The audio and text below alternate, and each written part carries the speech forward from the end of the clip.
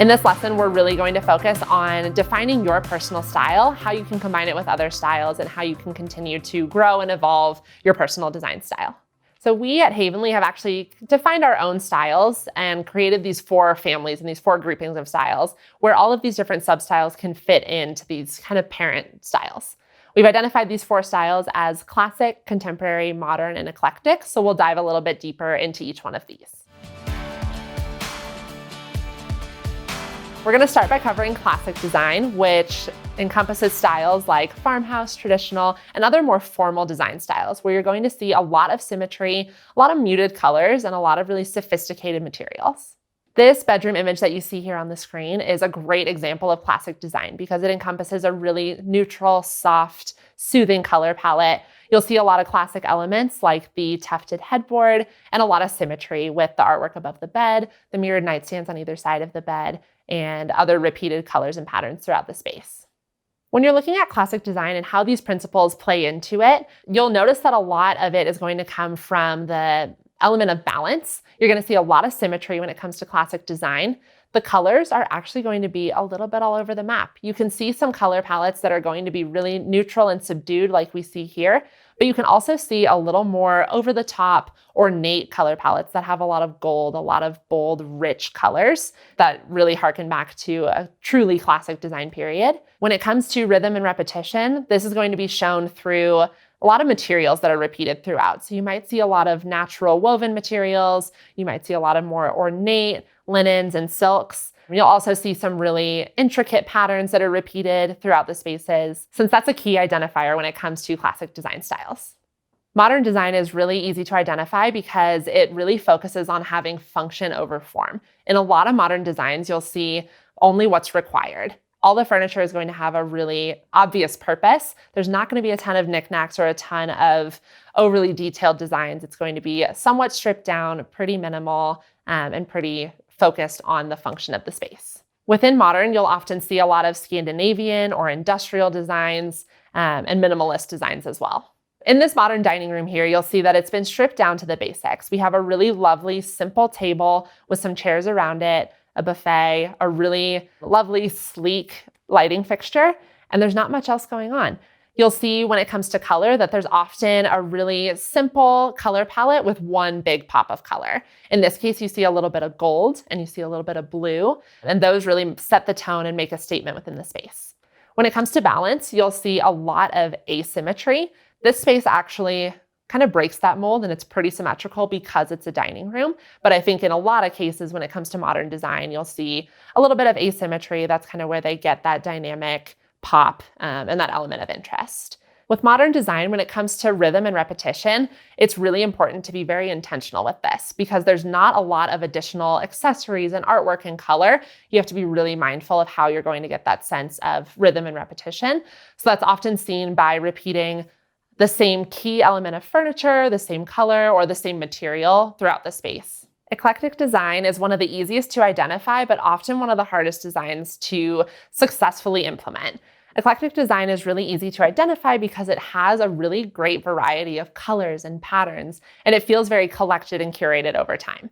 That being said, it's very easy to get into this level of chaos. So this is where we really have to go back to our principles to make sure that we're executing on it correctly. Within eclectic design, you're going to find a lot of global designs, bohemian designs, anything that feels like it's been well-traveled and curated from a variety of places, variety of travel stories. It's just going to feel very well curated. Within eclectic design, you're going to find a wide variety of colors and palettes, and the sky is really the limit.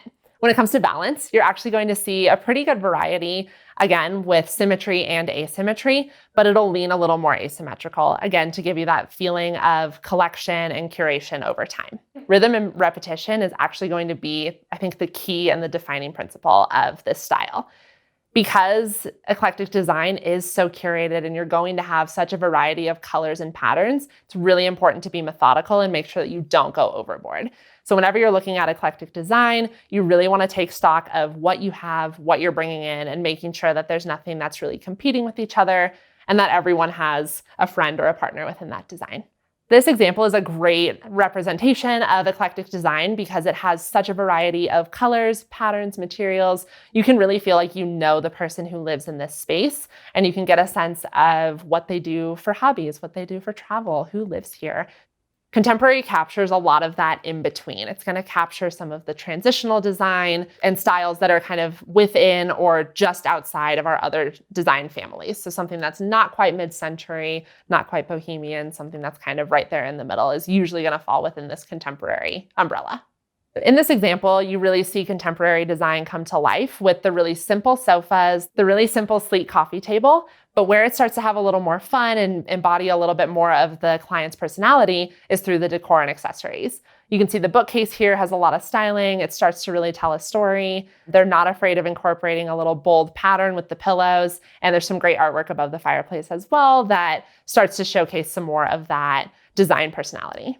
When it comes to the principles of design and incorporating those into a contemporary design, you're often going to find that with the color palettes, they're pretty neutral. There's not going to be a ton of bold colors. You might see some complementary color palettes, but they're going to be stripped down and a little bit more subdued and neutral. Because of the sleek lines and the nature of these really simplified silhouettes, it really lends itself well to a symmetrical design with mirrored elements, so you're going to see a lot of symmetry in contemporary design. When it comes to rhythm and repetition, you'll often see bold patterns incorporated throughout the space on a bigger scale. Contemporary designs often are not afraid of incorporating that bold punch of a really unexpected pattern or unexpected color to create that sense of rhythm. No matter what style you identify with or what combination of styles you identify with, scale and proportion are going to be kind of outside of that scope. They're going to really rely on the size of the room, and the rules of scale and proportion are going to transcend style. Those rules really are kind of set in stone, and they're going to be the same regardless of how you identify with your design style.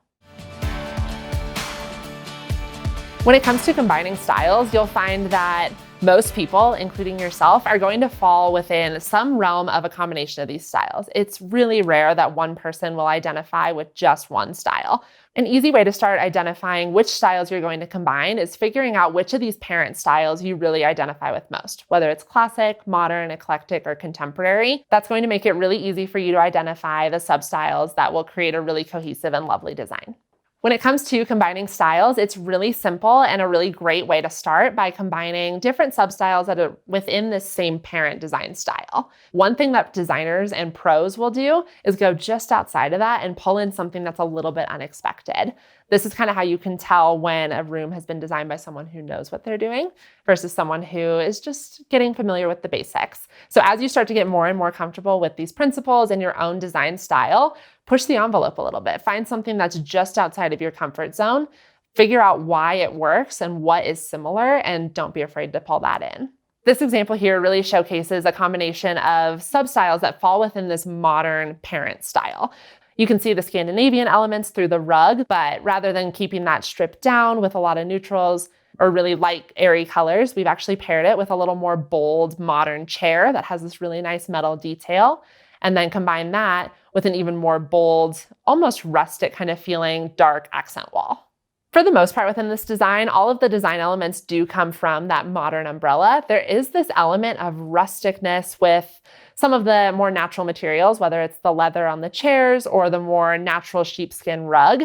And that is a little bit outside of the normal rules. The reason it works to bring in a little bit of a rustic element to this modern design is because we've kept those principles in mind. So we've incorporated similar colors, similar tones without going too far outside of the style spectrum.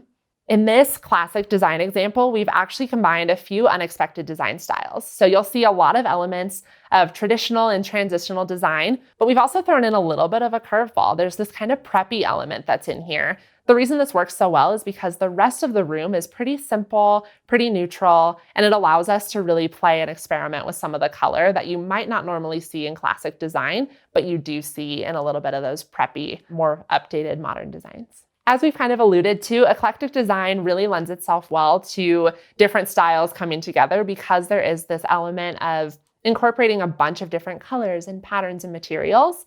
And what works really well here is that we've kind of simplified it and incorporated a lot of bohemian elements. And then we've contrasted that with a more rustic element when it comes to this dresser. It's a kind of an unexpected pairing, but it works really well because you get this really great sense of balance between the light and the dark. They both have this really great natural element to them, so they work really harmoniously together. You also get this really great sense of eclecticism through the patterned pillows and the really great capiche shell chandelier. Again, another unexpected element that is really easy to identify when it comes to eclectic design. So as we talked about before, contemporary design has a lot of similarities with modern design, but contemporary allows for a little bit more freedom and fun when it comes to color and pattern. This room is no stranger to color and pattern. You'll also see a lot of really great glam and preppy elements with a lot of gold tones, a lot of really rich colors and patterns, which for anyone who loves glam design, you're always going to see a ton of gold and bold colors, really great patterns within any glam space. The easiest way to start identifying your style is just to go out there and start identifying your style. So what you should do as a first step is start figuring out what inspires you. You can do this by looking at Pinterest, Instagram, even while you're out at restaurants, just figuring out what pieces make you feel at home and make you feel really peaceful. And then start jotting those down. Figure out what you like, what you dislike. As a next step, once you've honed in and kind of gathered a group of inspiration images, take a really hard look at each of those individual pictures to figure out what it is about each space that you really love. Is it the architecture? Is it a color? Is it a pattern? Is it a specific piece of furniture? Just figuring out exactly what it is that resonates with you. Start making a list of that and figuring out what's attainable, what we might need to fake a little bit. I know for me personally, when I'm browsing through Instagram or Pinterest, I'm really inspired by spaces that have these grand, lofty windows. I don't have that in my own space. So I have to figure out how I can embody that and what other elements of those inspiration images I really resonate with. As you're starting to search and build up your inspiration image library, it's really important to not be too focused when you start your search. So even if you think that you identify as bohemian or mid-century, don't just look at bohemian or mid-century rooms. Just look at living rooms as a whole. You might surprise yourself and you might find some new style facets that you're really drawn to, and this could really open your eyes to embracing a new design style. I've noticed personally when I'm working with clients that a lot of them either think they know their style and then they surprise themselves they're not the style they thought they were, or they come to me and they just don't know what their style is. So it's a really fun journey to help them figure out what their style is, give them these keywords to empower themselves as they're searching on their own or as we're working on their room together to really establish their own unique style. I think another challenge when it comes to identifying your style is not just embracing a trend because it's trendy. Embracing a trend because you love it, or being okay with stepping away from a trend and finding a style that really resonates with you. Trends come and go, and they always circle back around. So if it's something that you love, own it. If it's something that you don't love, it's going to go away and we'll find a style and a trend that works best for you.